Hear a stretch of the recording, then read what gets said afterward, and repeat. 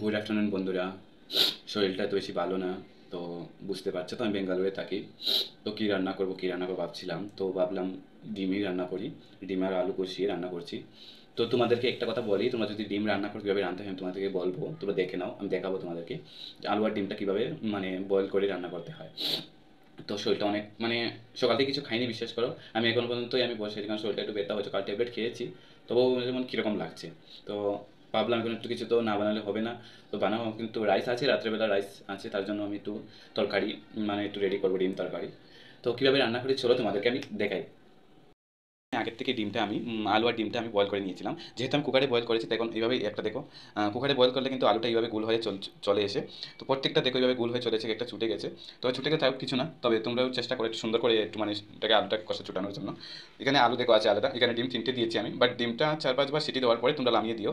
ডিম আর আলুটা পারফেক্ট হয়ে যাবে, বাট আমি 4টা সিটি দিয়েছি, বাট এই ডিমটা ফেটে গেছে একটু। ঠিক আছে, আদা পেস্ট করে নিয়েছি। এখানে চিলি আর এখানে কিছু অনিয়ন কুচি করেছি, তোমরা দেখতে পাচ্ছ। অনিয়ন কিছু করেছি, তো অনিয়ন কুচিটা কেন করলাম, একটু ডিম তরকারি দিলে অনেক কিছুটা ভালো হয় বলে করলাম। আর এখানে আদা রসুন পেস্ট করে নিলাম কড়াই।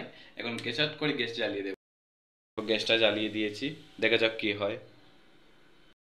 শরীরটা কি হয়েছে মানে কিরকম একটা শরীরটা ব্যথা ব্যথা করছে, তোমাদেরকে আমি পরে পরে আমি তোমাদের সাথে কথা বলবো। একটু আমি আমার ঠাকুরটাকে দেখে দেখুন, ঘরটা কিন্তু পরিষ্কার হয়নি, ঠাকুরটাকে দেখিয়ে দিচ্ছি, দেখে নাও। দিনে আমি স্নান করবো, আর সোমবার মহাদেবকে পুজো দিতে হবে। আমি এখনো দেইনি, বসে আছি চুপচাপ। শেষ করে আমি ঘরটর পুজে তারপরে আমি ঠাকুর পুজো দিয়ে দেবো, ঠিক আছে। আস্তে গরম হয়ে আসলো, তোমরা দেখতে পাচ্ছ বন্ধুরা। আলুটাকে টেপে দিও, টেপে দিলে ভালো হবে একটু। একটু টেপে দিলে একটু মানে আলুটা একটু গ্রেভি যাবে বা বের হবে। আর আমি এখানে একটু কিছু টমেটো আমি একটু মিক্সড করবো, তো টমেটোটাকে তো আমি দেখাইনি, তোমাদেরকে টমেটোটা দেখাবো। এভাবে একটু করে নিই, ধুয়ে নেবো। টমেটো ধুয়ে নিয়েছি ভালো করে, এখন এটাকে কাটতে হবে আমাকে। 4 পিস করেছি, 3টে পিস দিয়েছিলাম, দেখো হয়ে গেছে। কড়াইটা তো গরম হয়ে গেছে, এখন তেল দিয়ে দেব। বন্ধুরা দেখতে পাচ্ছ, পরিমাণ মতো তেল দিয়ে দিলাম। চটপট করে রান্না, তো প্রথমে আমি এই আদ্রাকটা দিয়ে দেবো, আদ্রাক ও রসুনটা যে পেস্ট করেছি সেটা দিয়ে দেবো। আদ্রাক ও রসুন পেস্ট করা দিয়ে দিয়েছি, কিছুক্ষণ মতো নাড়িয়ে নেবো। নাড়িয়ে নিলে একটু ভালো হয়, তোমরা নেড়তে পারো। হয়ে গেছে, নাড়িয়ে নিয়েছি, এখন দিয়ে দেবো রসুন পেঁয়াজের এই যে চিলিটা কেটেছিল ওটাই দিয়ে দেবো।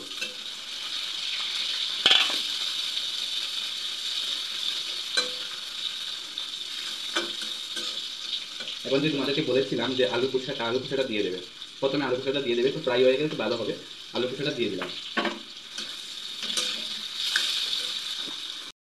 আমি কিভাবে ফ্রাই করছি, একটু আদা রসুনের মধ্যে ফ্রাই হয়ে গেলে ভালো হবে, ঠিক আছে।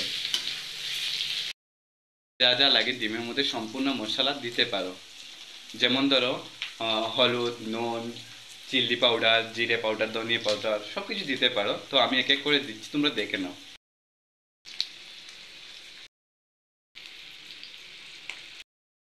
কালার পাউডার দিলাম, নুন দিলাম, তারপরে ভালো করে গাইঠিয়ে দেব, তো গ্রেভিটা চলে আসবে। মানে গ্রেভিটা মানে যদি আমি বানাই তাহলে একটু ভালো হবে, তার জন্য একটু মশলাটাকে একটু ফ্রাই করে নিতে হবে। দিয়ে দিলাম, এবং এটা কালার চলে এসেছে, দেখে মনে হচ্ছে আমি এখনই খেয়ে ফেলি। আলু কুচি করেছিলাম সেগুলো দিয়ে দেবো, পরে একটু ভালো করে নাড়াচাড়া করে নেব।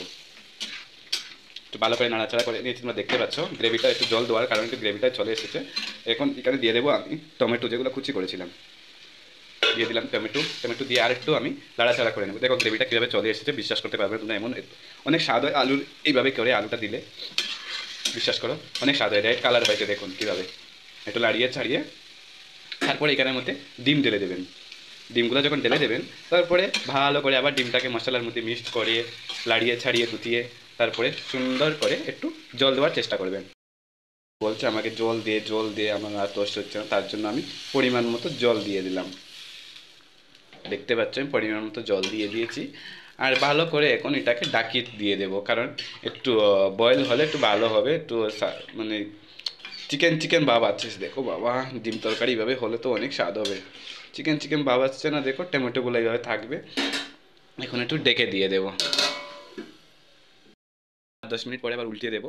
তো বাইরের আবহাওয়াটা কীভাবে তোমাদেরকে দেখাচ্ছি, খুব সুন্দর আজ দুধ, আবহাওয়াটা অনেক সুন্দর লাগছে আজ, আর অনেক ভালো লাগছে। আর এই কালকেই ব্ল্যাঙ্কেটটা আমি ধুয়ে দিয়েছিলাম, শুকিয়ে নি, তার জন্য এখন পর্যন্ত এখানেই রয়েছে। আর দেখো এলোভেরা গাছটা কত সুন্দর হয়েছে না, আমি লাগিয়েছি। এখানে দেখো তুলসী গাছ, সব কিছু আছে, ফুল গাছ এখানে ছোটো ছোটো রয়েছে, এটা গেন্দা ফুল গাছ, অনেক সুন্দর হয় ফুল, জানো।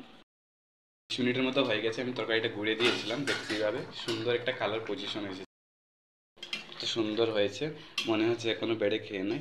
তো ঠিক আছে চলো বন্ধুরা, এই তরকারিটা হয়ে গেছে। তো তোমাদেরকে লাস্ট ভিডিওতে আমি আর অন্য কিছু বলবো। তরকারিটা এখন চলে এসেছে, এখন আমি ঘরটা একটু পুছে ঠাকুর দিয়ে দেব।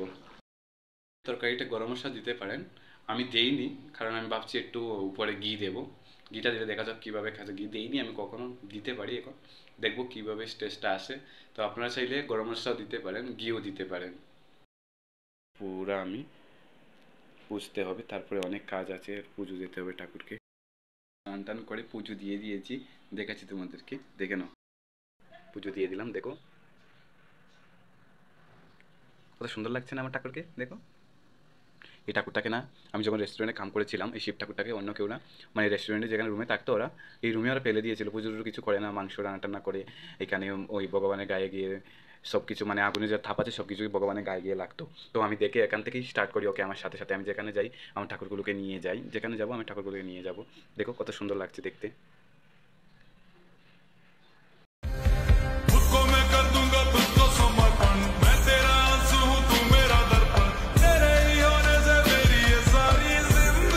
শেয়ার কমেন্ট করো, ভালো লাগলে অবশ্যই আমাকে জানিও। বাই।